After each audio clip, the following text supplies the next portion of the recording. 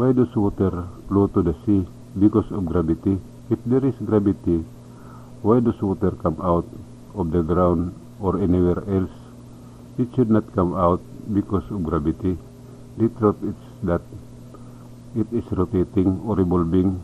The non-evaporated clouds goes to the bottom of the sea and then come out of the ground again.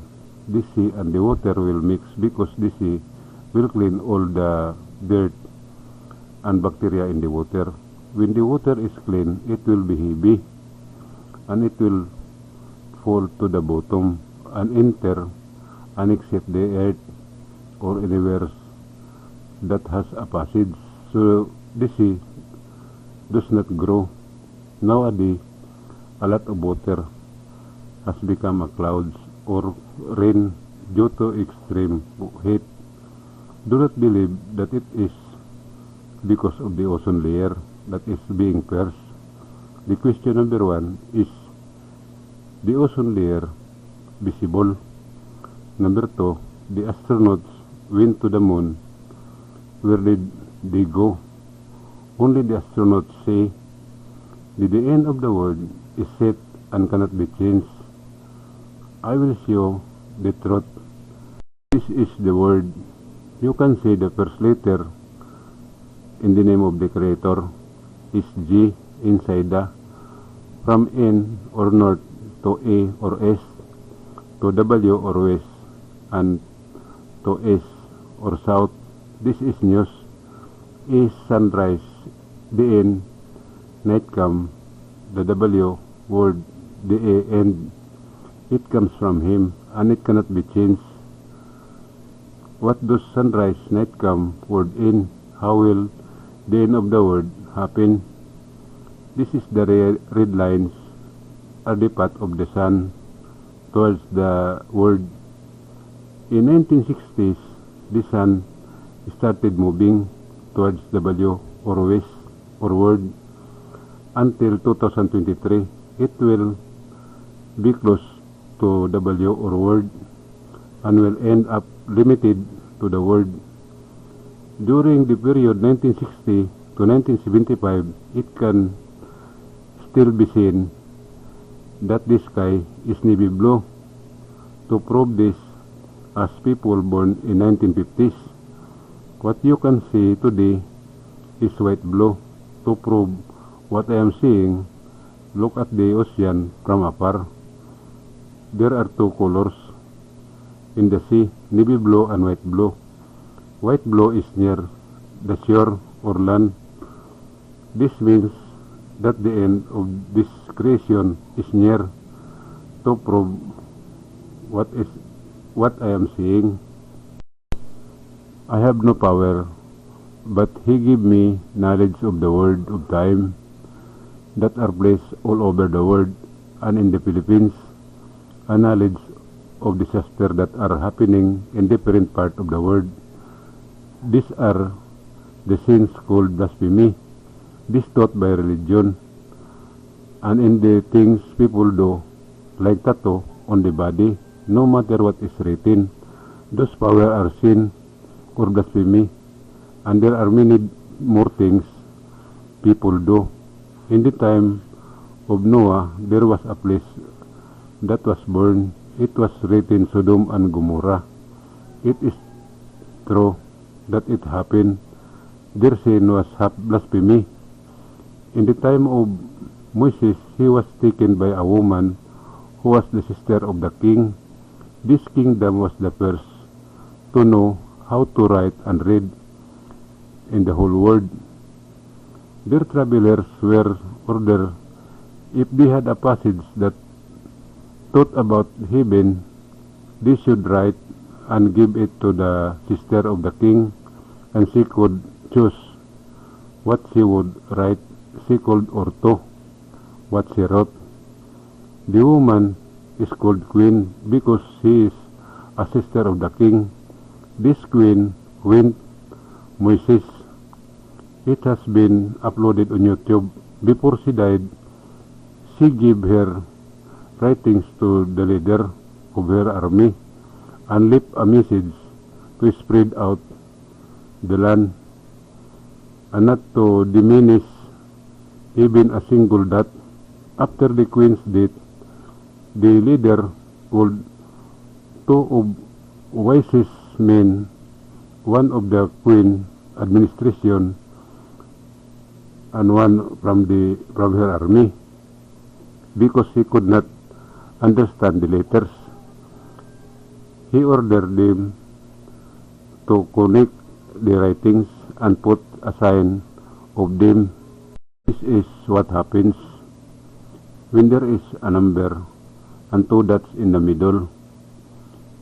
He ordered that before he preached outside Jerusalem, a copy must be left, and the name of the lesson they are teaching must be given. After a long time, they multiplied, and the queen's administration called them kingdom. They spread those letters and gave them the name Orthodox. One was no longer preached because it had no name until time of the Christ Jesus, and Saul or Paul was the leader of the army or soldier, and he had a copy of Ortho. There is only one source for what is written in the Orthodox book, the Bible and the Quran. It comes from the Ortho. Do all this book teach the commandments of the Creator? The answer is no, but rather they teach blasphemy against Creator. The Bible has the most truths written, but this book has the most lie written. 99.9% of people will not believe what I say because they see nothing wrong with it. When I explain in personally and actual, you might change your mind. Saul or Paul arrested Christ Jesus. At the time when Christ Jesus was about to be crucified, they passed in front of Saul, and he saw that there was something written in the back of Christ Jesus. He called the guard and asked what was written on the back of Christ Jesus. The answer was beginning and the end.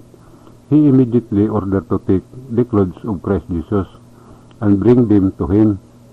Christ Jesus was crucified naked. This was the sin of blasphemy. Under the soldier gambled who would bring the clothes to Saul.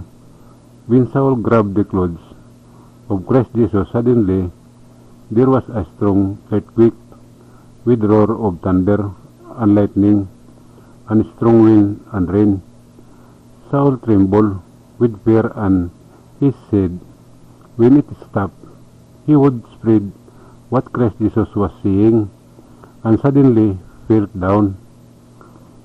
He asked the disciple he wrote down he put wish for him to eat or live while he preached.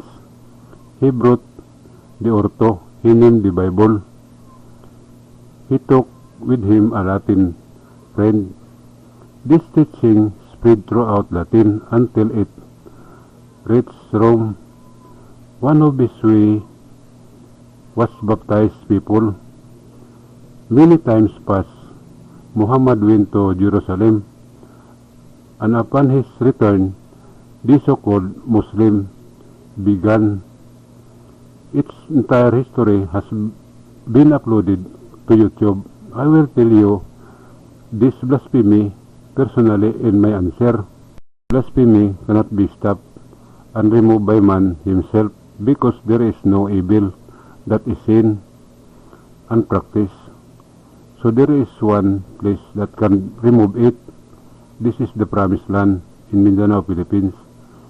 And they are the people who will enter heaven alive. It is difficult to understand and believe what I am saying.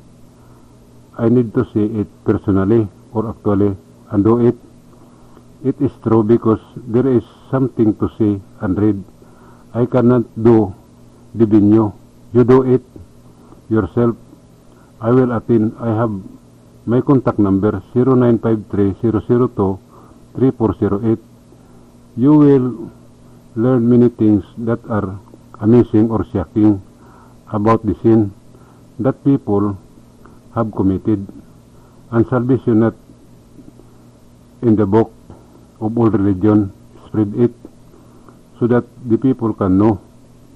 All who are interested in entering the paradise of heaven, please spread the channel Minandro Heavenly News.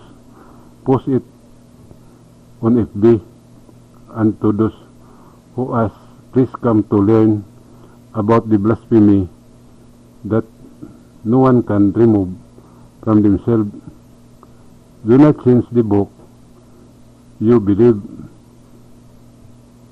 in so as not to increase the sin of cold conversion.